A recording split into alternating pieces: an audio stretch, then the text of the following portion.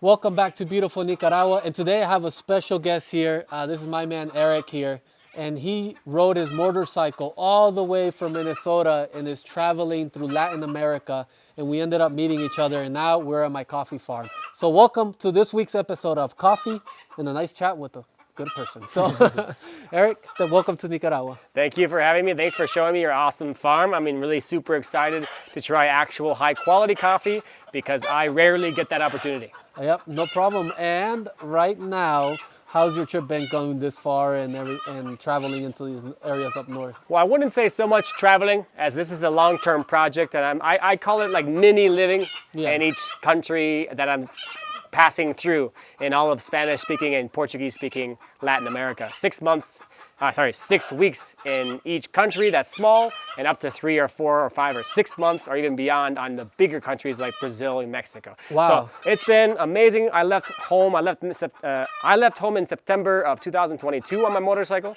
and so yeah, it's been almost a year and 4 or 5 months. Wow, that is wild. So you've traveled a lot of kilometers through Central America so far, right? That's right. How many kilometers would you say you've done on that bike there? Well, on the bike before Central America, I probably did 15,000 or 20,000, and then probably 5,000 around Central America. Wow, can you guys imagine that? And let me tell you this. Let me ask you this: for people that are scared of coming out and like traveling through those roads because it might be unsafe, they hear and stuff like that.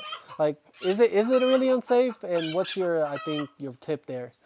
Well, if you're traveling alone on a bicycle, on a motorcycle, I mean, chances are you're comfortable on the type of vehicle you've chosen, and if you're good at traveling by yourself, there's no reason to really worry about anything, because if you're comfortable with traveling by yourself and you know how to travel on a certain vehicle, there's no issues.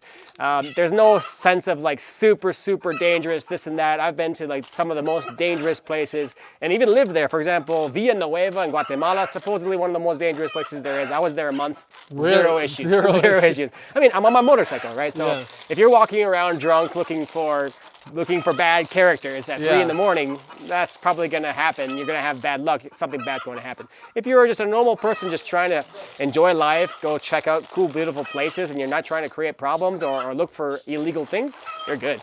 So that's my main thing, I would say. All right. So basically, just use common sense. Use common sense, and the fear of going to these places is generally what we have as a cultural, bad rap for countries that don't deserve it, such as Nicaragua here. I mean, here I was also like, oh my God, this is a new country. It's more of the fear of the unknown more than anything. Once you come in, then you're like, okay, these people are amazing. It's super chill. It's super beautiful. I can't believe I didn't come earlier. That's pretty much what you think every time you come into a new country here. So what do you usually drink in the morning? So, my friend, I am basically the person you wouldn't want to try advertise your coffee to, because I don't have enough time to make high quality coffee. Going through a strainer or this type of process, the higher, like if you're trying to really enjoy it, it's kind of difficult for me to do that. I work super early in the mornings teaching online, and I teach Asians, so really early. I drink instant coffee, and surprisingly, the instant coffee I found here in Nicaragua is from beans in Mexico. Wow, wild. So actually, this is the first time you're gonna try Nicaraguan beans, maybe? I don't know if I actually have bought a Nicaraguan blend that was on sale during Black Friday back in Granada. I can't remember the name of the brand, but it was pretty good. It had like a chocolate flavor, but I think yours will blow it out of the water. Yeah, smell this right here. So you got some good stuff. Yep, that is fresh. I'm gonna show you here what I just smelled. Right now, this coffee was this year's harvest actually. So we're about to start harvest in Nicaragua. We've been talking about in the videos, but the method that we're gonna use today to make this coffee is old school. So living in Nicaragua, you'll see this. This is what people most commonly use, which is a colador.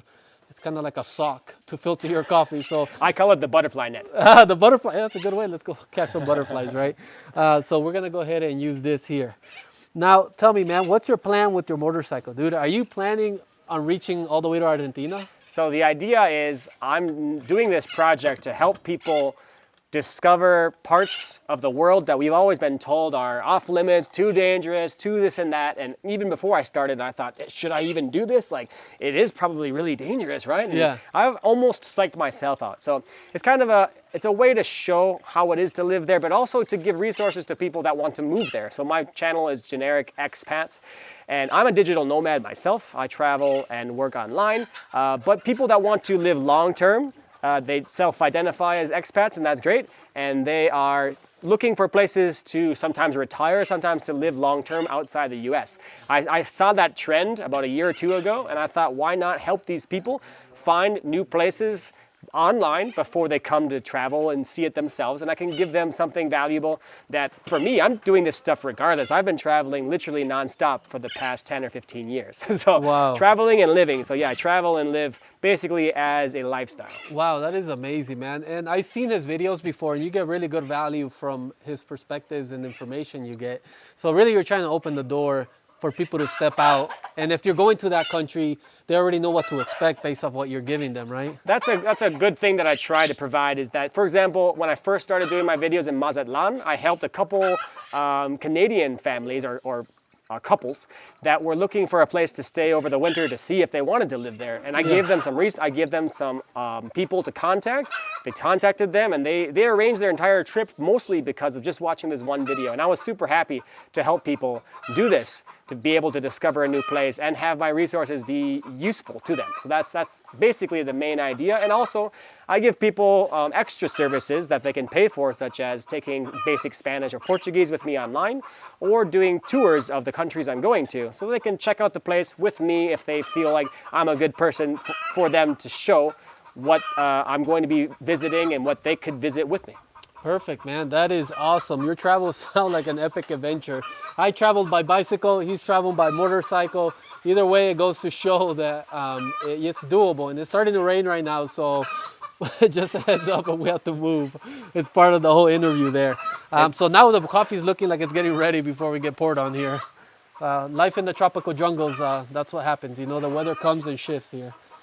There you go. So this is what type of variety of coffee? So you're actually drinking a blend from the farm, and it's Arabica. So it's all the plants that you saw today. Every one of the varietals. Everyone, so you have... Could you list off the varietals again? Parainema, Paca, Scatuai, Catimor, Lempira. So plants that have been existing for a long time here, all blended into this one cup. Well, salud. Salud. Appreciate Cheers, this higher quality luxury coffee that we're having here Yeah.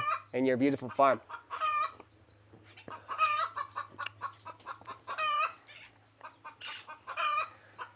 Very different from what I'm used to. Yeah, Very it different is, from what right? I'm used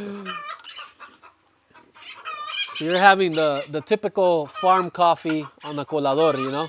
Usually Right. you use a paper filter and everything, but here this is Nicaragua. You got to go authentic and artisanal. So you mentioned there's a benefit from using the paper over the traditional colador. Could you explain that a little bit? Yeah, so the colador has just been used for years, so it's sort of like a cast iron pan, which will take on its own flavors. But a paper filter will be clean, so you'll get your actual notes of the coffee and everything. But either way, it's not that this is bad. It gives a good flavor and it tastes good. It's just different, you know? But if you wanted to grade your coffee, you would want a paper filter or no filter at all and just the grounds inside the water. Right, it's almost like drinking a Merlot coffee, or Yeah. sorry, a Merlot wine before tasting a Cabernet and trying to tell what you thought of the Cabernet. Well, you Exactly. still have the flavor from the Merlot in your mouth. It's not really a great way to start if you're really trying to analyze it. Yep, exactly. That's a very good way to put it. And then coffee and wine have a lot of similarities when it comes to the taste aspect. So this is actually good that you came out, because then you see the sort of where it comes from and how come those tastes and flavors develop, you know? People can check out your YouTube channel, right? Generic Expats? That's what I am producing most of my content on. It's just Generic Expats on YouTube.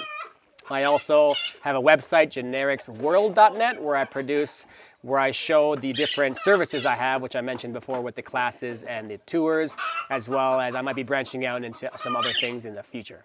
Okay, perfect, man. So I'm going to put his links down below. He's going to continue his travels. So if you see him on the road, say hi to him and try to get in a video with him, because he does some good stuff on there. I'll see you guys. Thank you so much. See you guys in the next video.